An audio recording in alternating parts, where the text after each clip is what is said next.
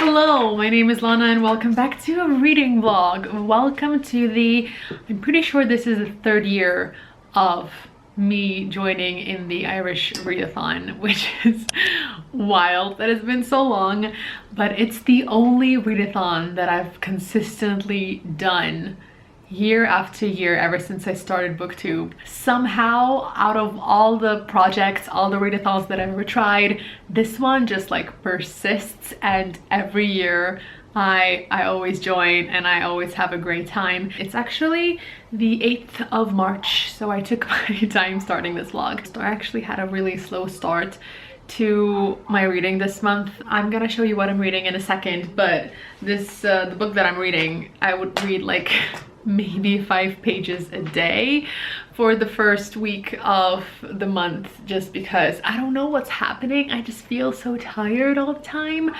I think maybe it's because the season is changing. It's been like really cold and then warm and then cold again. Like the weather is all over the place. It's very cold right now for no reason. So there are some fun prompts that Aoife and Leanne, who host this readathon, came up with, and I'm gonna start with the one that is read an Irish children's or YA book. And I'm reading I'm reading a YA book. I'm reading All Our Hidden Gifts by Caroline, I can't speak today, Caroline O'Donoghue. And this is about a girl who discovers tarot cards and her best friend is missing, and are the cards, if not responsible but connected to it? Can she find the answer in the occult? Let's call it that. I'm a little more than halfway through and I'm really enjoying it. This is definitely the kind of book that I'm sure some people can just read in one go, in one day. As I mentioned, I had no energy of motivation or anything, so I've been taking my time with it. But yesterday I had to wait around a lot, and then just that one day I read like 100 pages just waiting for my appointments and stuff. It is very readable. I love the tone of it. I love the wittiness of it. It makes me think of other books by Irish authors that I've read. Obviously not all of them have a similar tone, but that specific brand of funny, of wittiness, is something that I commonly find in works produced by Irish people, whether it be TV shows, fictional books, or non-fiction books, and this definitely has it. I love Maeve, who is our main character who we're following, who goes to school. She is in that sort of weird point of not really caring what other people think, or rather seeing how the opinions of the masses not necessarily are the ones that are right or correct, or the ones that she shares, but she has that conflicting with wanting to be liked by everyone, and maybe sometimes making decisions that don't align with her morals just to like be closer to like the popular kids, and having that internal conflict about that. It's about friendship, and I love the fact that it talks about tarot cards. The way that this book was pitched, I thought that Maeve says that she's known for her tarot card readings at school, so I thought that was just part of her well, not personality necessarily, but something that has always been with her. But actually in the very beginning, when we meet her, she has never encountered tarot cards. She knows what they are from like TV and films, but she's never touched them. She never worked with them. She finds the deck and then goes home and starts Googling and going on YouTube and seeing and teaching herself how to read tarot cards. And from that point, she, you know, starts doing readings at school and becomes very good at that. So I like that we follow that process of not having any idea of what this is to seeing her trust the cards. I like that Maeve also, like the way tarot cards are spoken about in this book is a very, I don't want to say healthy, but a very accessible and not scary way to look at tarot cards, because many people come up to her and like, are you gonna tell me my future?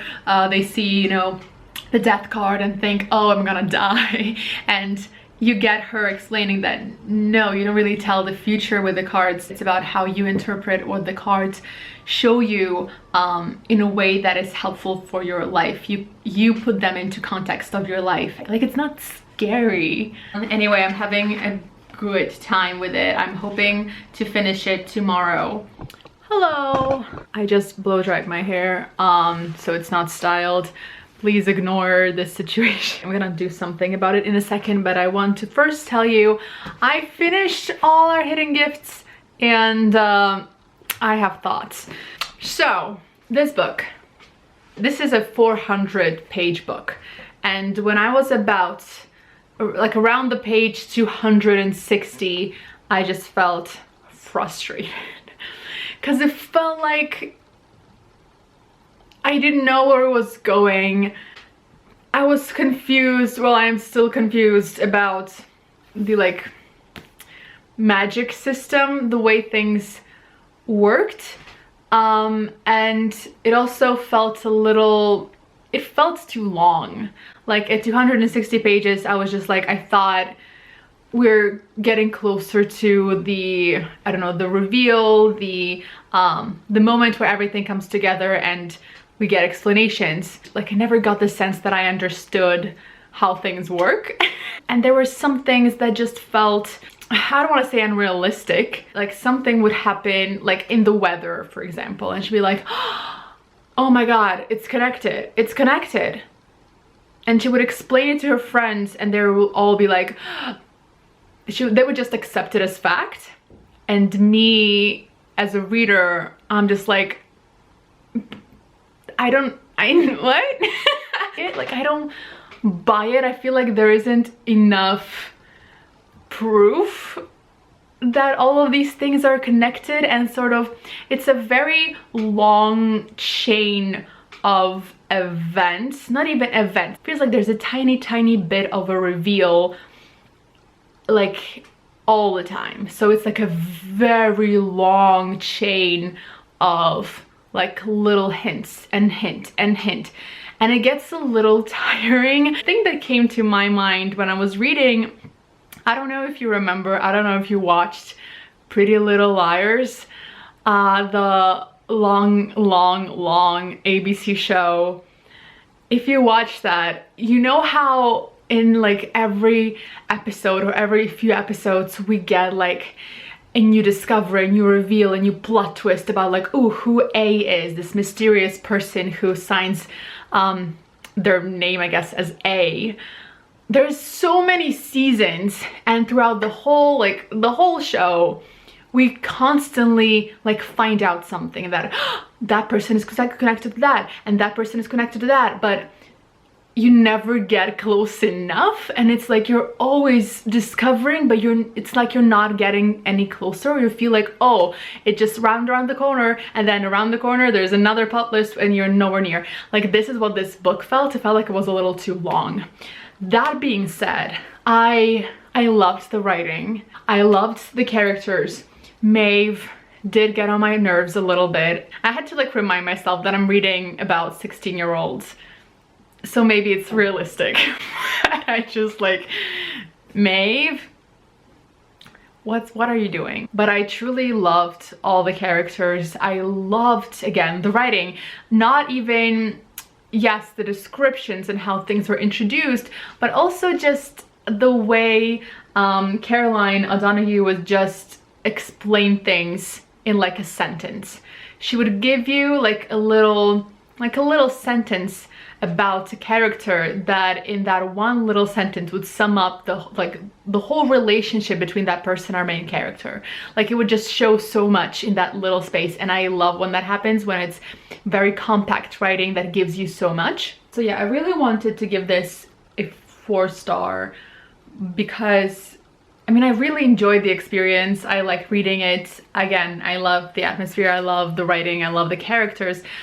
But I think the fact that like I'm still confused about what actually happened is not a good thing. Like, it's probably more of a 3. So I'm gonna give it 3.5. And there's so many incredible messages in this book. Many things that I didn't even expect to find in the story. I just I loved, and I'm not gonna spoil anything, so I cannot talk about this, but I really enjoyed it. I saw that she's also the host of an award-winning podcast, Sentimental Garbage, and I was on the bus today and I was just like, I'm just gonna check it out real quick. And I'm obsessed. I've been listening all day to that podcast. It's so good, and I love Caroline. Like, she's so fun. Honestly, listening to Caroline all day makes me like this book even more because, I don't know, it's so fun getting to get a sense of the personality of the author whose book you just read. Anyway, even though this is not a 5-star, not even a 4-star, I feel like this is a big win. I found a writer that I enjoy and a great podcast. So next I'm going to move on to the audiobook of Homestretch by Graham Norton. Hello. I was planning to update you at the halfway point of Homestretch, but actually ended up just finishing it. I was listening to it on audio and it was just moving so fast that I finished it and I never told you anything about it. The whole premise is that there is this small town near West Cork and there is a car wreck that happens the day before a wedding, and in that car wreck 3 people die and 3 survive. In those 3 people are the bride, the groom, and a bridesmaid.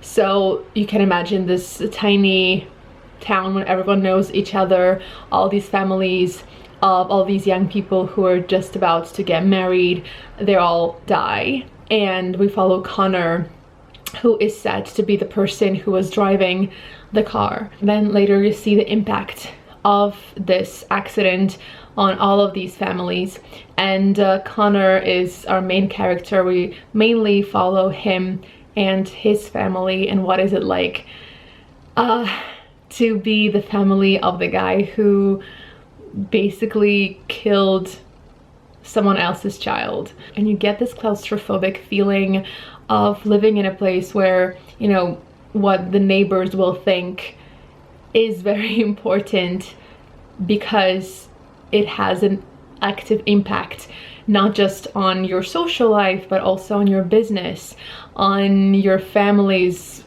you know, relationship with the other people. Like, it's, and obviously there's a conversation about grief from all of these different families, how each of them dealt. So in the beginning, and I don't think this is a spoiler because I remember reading this in the synopsis, Connor is hiding out. People are sort of sidestepping his whole family. They're not welcome anywhere, and the family decides to send him to, was it Dublin, to a different city to work, so he gets like a fresh start, but also his family doesn't have to deal with him living with them and sort of impacting the way the community views them. Apart from Connor and his life, we also follow his sister and get glimpses of her life, and you know, how both of their lives change throughout the years, what happens to them, how that initial event and sort of the things that happened to them, their decisions or actions or not actions, I'm gonna be very vague with this, how it ended up actually impacting so much of their lives. I don't know how authorized I am to say this, but to me it felt very much like an Irish novel. The common theme is this culture of, I guess, silence, of enduring without speaking out, without showing emotion, being strong and enduring something and feeling, you know, this pride in enduring it in silence, not asking for help, keeping secrets, and not airing out your dirty laundry, and not talking through things, seeing how that impacts the characters' lives. I ended up giving it a 3.5 again. I really wanted to give it a 4 because I really enjoyed the book. I enjoyed the writing. There's absolutely nothing wrong with it. I liked the themes. I liked the way the characters were written. It also, you know, brings up a lot of topics, and I liked how they were dealt with. I liked how the characters progressed, but the like overall story, it felt like a story I've read many times before. If you're interested in reading this book, please do. I just feel so conflicted because like it's a great book. It's so well written. It's an interesting story. There are twists, there are reveals, there's a lot of deep messages and great themes and whatever. So it deserves a higher rating. It's just that it didn't feel new to me personally. Yeah, I'm very glad I finally read a book by Graham Norton. I'm glad to know that other side of him. It feels like a very different side from what I've seen of him. And now I started the book Snow. Hello. Yesterday was St. Patrick's Day and I had great plans to update you and tell you about my book. But the night before, I started getting a allergic reaction. At first, I didn't know it was an allergic reaction. I just thought I was like getting bitten by 1,000 mosquitoes. It made sense in my head at 3 a.m. But yeah, yesterday all day, it was terrible. I was all like red with swollen patches. I had to get a shot. And like, I was not feeling well. So I never updated you. And today I have a performance, which is why I'm, you know, have makeup on and dressed. I'm about to get my hair done because it looks hideous. But I have to leave in like an hour to go there. And I'm already past the halfway point of Snow. And I never told you what it is about. It's like a historical murder mystery set in Ireland, where the detective we're following is Protestant, and the murder is of a Catholic priest. He died in the estate of, you know, Protestant gentry. So there's a lot of like conversation about politics. I guess we can call that politics more than religious differences. And I'm not loving it. John, what's his name? Oh my god, the author. I understand he won a Pulitzer Prize for a different book, and this is like one of the books in the series that follows this detective. And you can kind of tell that this man is not so much about the murder mystery, but about like the literary fiction stuff. I just don't like the way it's written. I don't like the detective. I think we kind of forgot about the murder. The detective reminds me, it's the kind of male character that I really don't like. And it's one that I like. The biggest example for me is Norwegian Wood. It's the male character who doesn't really have any aspirations, since he doesn't have like a goal. He doesn't know what he's doing.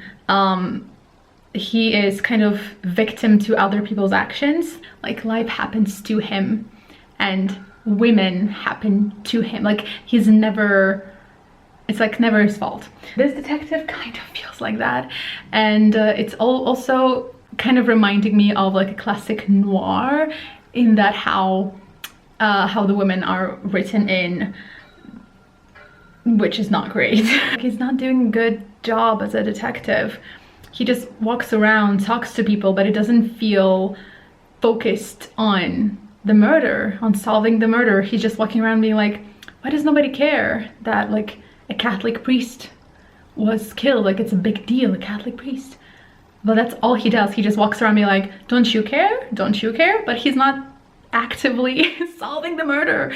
Yeah, he's being all kinds of inappropriate with some women there. Anyway, I'm not loving it. But I'm like 75% done, and I want to get to the end just because I'm curious who killed the priest. I'm gonna go get ready and maybe I'll film myself performing, I don't know. Okay, I'm home now. I forgot to get out my camera while I was performing, but I survived. It's done.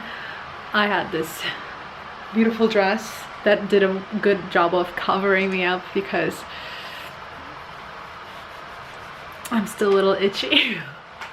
Good morning. It's the next morning and I'm way itchier today than I was yesterday. My back is just killing me and like it's all red and itchy again and I don't know what to do. There's nothing really that I can do. I'm on like a very strict diet of not eating anything that could potentially be an, I don't know the word, that could potentially cause an allergic reaction. So I'm just eating oats and buckwheat. That's all I'm eating.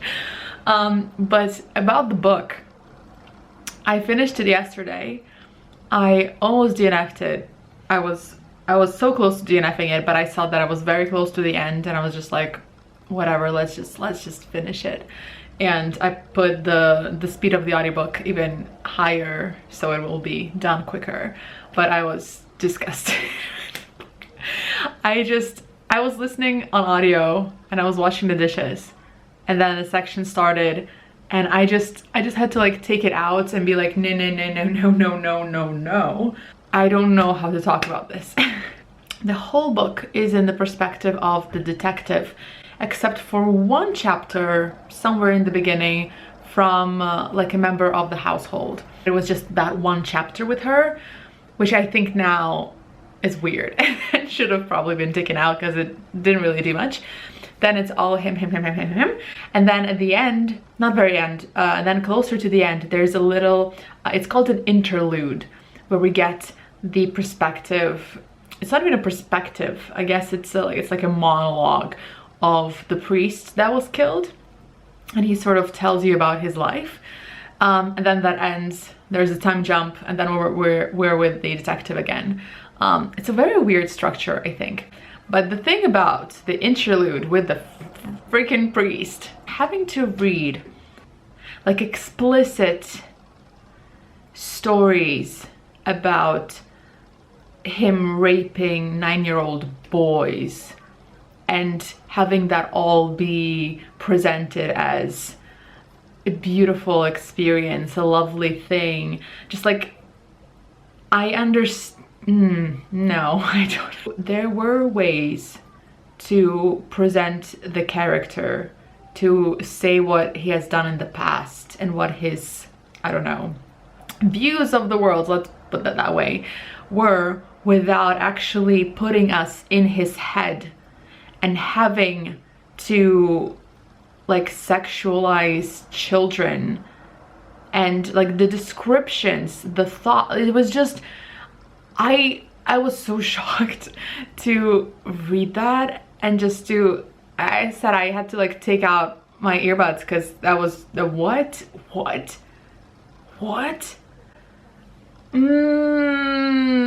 I really didn't need that at all. I was leaning towards a 3. It's a 2, maybe even a 1, because I don't think anyone should read this book. What the fuck? Apart from that, if that interlude did not exist, if we just take it out. I didn't enjoy the plot. The mystery was not super mysterious. When the killer got revealed at the end, I wasn't surprised or shocked or actually very interested at all. I was just like so over it. It just felt like a very long book about nothing, and the main character, he's not interesting. He's not even interested in himself. He doesn't care about anything. He doesn't have any goals or dreams or like he's blah. But then every single female character is all over him, like all over him. So I'm not reading any more John Banville, is that what his name is? No, thank you. I need to finish this readathon on a good note, and I need to figure out what to read next. I wanted to read Joe Spain, Dirty Little Secrets, but I can't find it anywhere, so I might look for something else. Or hopefully, I mean, look at this. Hello, updates. So it's now Saturday, and my allergy is going strong. I'm still scratching. I'm so over this. I miss food. My blood test did come back to tell me that I'm not allergic to the one thing we thought I was allergic to. So now I don't even know what caused this, which is great. So this year I started a business relationship with a place here in Moscow, an Italian restaurant. They've contacted me about performing in the restaurant, so I've been doing several gigs there over these last few months, and it's been great. And while I was doing that, I was thinking, why am I not reaching out to places and being like, hey, do you need a singer? Because I can do that. That would be like a great additional income to what I do. So obviously I was thinking of other Italian restaurants because I already have the set list. I already had to learn all of these songs. Each gig, by the way, it's like 3 hours long, and for each one I have to I prepare over 40 songs because I never know how long will it actually take for me to sing through all of them. It's a lot of learning new things for me, learning new songs. But while I was doing that, the Irish Readathon was coming up, and I was thinking, well, hell, I used to sing in a pub, but a long time ago, way before I even went to study acting, and I was working in an office job here in Moscow. After work, I would grab my guitar from the break room where I would hide it behind boxes so no one would know. And for 2 hours I would sing in a pub. But now that I was thinking about other places where I could potentially perform, I was thinking, why not pubs again? Because it's music in English, which I already know. I don't have to learn new stuff. I would have to rehearse it, but not actually learn new music, which I'm so tired of learning new music. And I have a distant connection to someone who owns an Irish pub. So I don't know why it's such a big deal, but it was to me to reach out to someone being like, hey, would you be interested in having me as a singer in your business? The idea is not to have my concert at a pub, but be part of the atmosphere of the place and not really be the center of attention, which is great. And the owners are Irish, and all the songs that over the years I've been doing for the Irish Readathon, doing covers of all these artists that I was discovering through this readathon, I tried to include in that set list. Obviously it was a lot of other popular music, but there are a bunch of Irish artists, and it was really fun for me. So thank you for this readathon. Honestly, that's my life update. Reading wise, I was absolutely ready today to film and tell you that this is it for the Irish readathon. I read all the books that I wanted to read, and bye. But here's the thing, there are 2 more books that I was planning to read for this readathon. One of them I told you about, Joe's Pain. I could not find that book anywhere. It's out of reach for me. They have other books out there that are available to me, but none of them are sparking, an interest, and you're not focused on me. But this morning, I saw a list of books, newish releases, and there was one cover that I don't know why. I just I clicked on it and I enlarged it, and it's about an author I never heard of this book. But on the cover there's a blurb by Marian Keyes, and that made me stop for a second, because Marian Keyes is an Irish author. So if she's blurbing this thriller, and I know that Marian Keyes does not write thrillers, so there is a big potential that this person is also Irish, because that is the connection with Marian Keyes, right? And I checked it out, and yes, it's an Irish, very popular Irish author of crime novels, detective stories. So this is a series of detective crime murder mysteries, I'm guessing. I think there's 11 books in total, and this is the latest one that came out, the one that I spotted. And apparently you can read them all as standalones. I read the synopsis for the very first one, and it was it's fine. I just didn't love it. But then I read the synopsis for this one, and oh yes, I want to read this. I want to read this so bad. So I'm gonna start on this. I have 5 days left of March. I hope I can finish it in time and tell you all about it. apparently this detective and her partner are having, you know, there's tension, there's maybe something bubbling inside. And for this particular case, they're investigating a murderer in this like small community where everyone knows each other and everything is, you know, pristine and beautiful and whatever, everyone's perfect. And she's going undercover with her partner as a couple. They're gonna go live in that community as a married couple, I think. So it's like, you know, fake dating and a murder mystery, kind of. I don't know, but I read that synopsis and I was like, yes, yes, yes, yes, yes. Hello, I'm about to go to bed, but I thought I would update you on the book. And I'm like 70% into the book. What is this? You know those crime detective shows that run for like seasons upon seasons, like The Mentalist, Castle? I can't think of any else right now. Reading that book, it's kind of like starting like a random episode of, let's say, The Mentalist, not having seen it before. So it's like, you know that you're not gonna get all of like the relationships and all the like the references to past situations that have happened before, but you get like a fresh murder and you can keep up. And I think it's pretty easy to like quickly catch up on what the relationship between the people involved is. As soon as I started reading it, I just felt like this is exactly what I needed. I needed something like those shows. I love crime detective shows and it's been a while since I watched any. Our main character, Maeve, she works at London as a police detective.